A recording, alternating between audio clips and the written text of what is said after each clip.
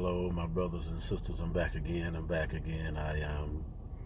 I wanted to come back, and there is a word, there is a teaching that's in my spirit that I was wanting to talk about and explain and revelate from a few days ago. But a lot of times it's just time. I have the time. When I have the time, I'm able to. And also, you notice that as a prophet, one of the abilities of a prophet is to interpret according to the spiritual interpretation. And so God gave me a lot of things in nature. And from that nature, he allows me to interpret what he's saying in the spirit and apply it naturally. So the title of my message, I'm going to use time and season. Time and season. The scripture says that there's a time and season for everything, and a time for every purpose. Not just one purpose, not just some purpose, not just one purpose. Every purpose, there's a season. And what it is, the time sets up the season. You need to know that the time that God has given every believer to fulfill or to be ready for a certain season that he's prepared for them, it's going to take some time. It's going to take a little time. David said in scripture, "My time, O Lord, is in thy hand." And there are two times that I can explain. You got Kairos and Chronos. You got the one which is the the Chronos, which is the chronological time, which is how the clock ticks. 2 o'clock, 3 o'clock, 4 o'clock, 5 o'clock. It's just consistent. But then you have what you call the Kairos. And Kairos is a moment in time where time, it seems like it stops. And when that time stops, then the fulfillment of what's in that time takes place. Give an example. If you saw the movie Malcolm X with Denzel Washington, before Malcolm X in that movie, before he would preach or speak his last speech, he was reflecting. Life was going before him. Even Spike Lee had put him on this little thing, and he was standing still, but everything was moving. It was almost like a moment in time. A moment in time where it was frozen. You know how it is when you go through something so traumatic, it feels like the world closes in on you. Everything slows down. And see, you know, there's like traumatic. When you get hurt or you get betrayed, you feel like your whole world then ended. It feels like death. And that was a time. That was a time to hurt. That was a time to cry. And so in time, God put time here on earth for man to find God. See, because there's a difference between time and eternity. Time is restricted.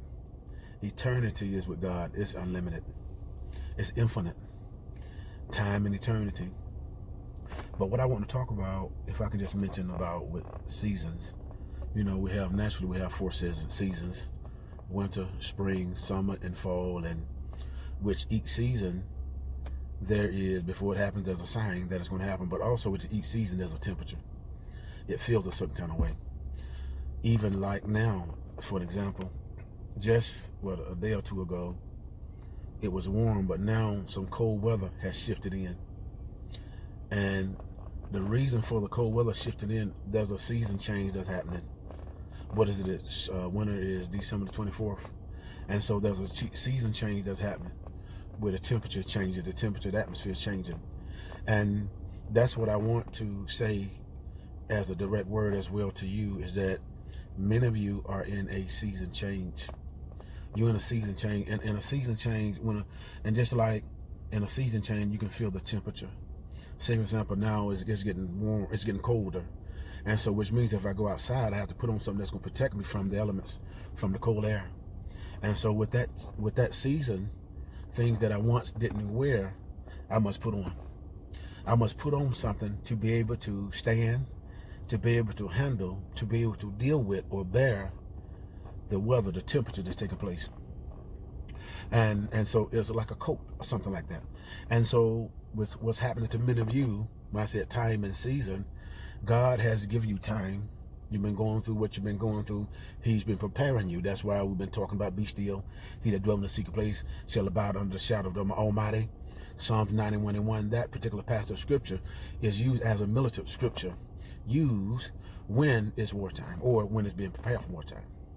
See, because what happens when it's being prepared for wartime, the number one man in charge must go into the king's secret place, secret chamber. And there, the king will reveal to the head of the army, to the head of the military, his plan, his tact, and his strategy. And so this is what's happening, and this is what has happened even with Elijah. Elijah, when he went to the cave after Jezebel threatened to kill him, he went to the cave, he hid, and God called him out, and he's talking about he was the only one, he was jealous of him, and God said he was the only one, and he sent him back to those different places. Many of you been in that cave, been in that place, been going through a pruning, been going through some sifting. God has been sifting things out of you. God has been sifting things through you. That's why it seems like there's certain things that you've been wanting to do and trying to do that you've done before in your past. God has blocked them.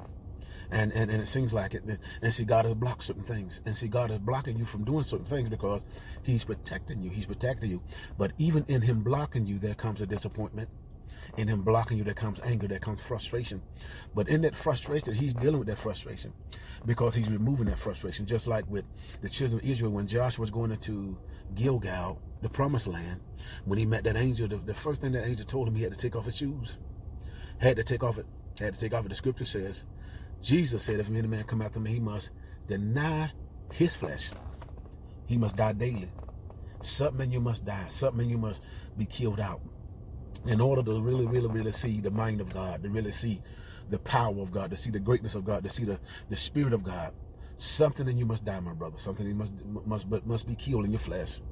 Because in your flesh, when something in you dies and becomes killed, that's when the spirit man in you becomes alive, becomes more awakened. Just think about it, fleshly and spirit. The thing that you feed the most, the thing that you pay attention to the most, will be the very thing that becomes strong. So if you always feeding the works of the flesh, lust of the flesh, lust of the eye, and pride of life, then those things in your life is going to grow, and they're going to become strongholds, which means that it's going to drown out or squeeze out or choke out anything that has to do with God, because it has your attention. It works of the flesh. But if you ignore those things, as the scripture says, if you submit yourself unto God, and then submit yourself unto God, resist the devil, he will flee. In him fleeing is because you submit yourself unto God. Because if you submit yourself unto God, you're giving him your attention. And when you'll be giving him your attention, you're giving him your concentration. And in turn, he's giving you something. He's giving you strength. He's giving you encouragement. He's giving you boldness. He's giving you even greater powers, like going to a gas station. When you keep your mind on him, the scripture says he'll keep them in perfect peace. Those who keep their mind stayed up on him. If you don't have peace, if your mind is confused, if every day your mind is confused, you don't know if you're coming or going, I know the answer. You ain't thinking about Jesus. Your mind ain't on him. Because if your mind is on him, confusion, all those things in your mind, that warfare, those attacks, they won't exist. They will not abide. They will not dwell. And so those are my words that I wanted to come to you with as a way of encouragement. Be encouraged this morning. Thank you for all your support. And just keep pressing your way. Keep pressing your way. Rome wasn't built in a night. Things are not the way you want them to be, or they're rough. But look at the small growth.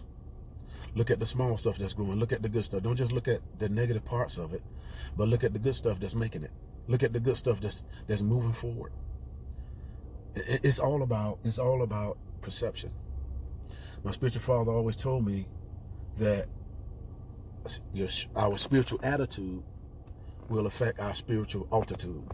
So in other words, how you look at a thing, your process, how you view it, will determine how you go through it, how you view it.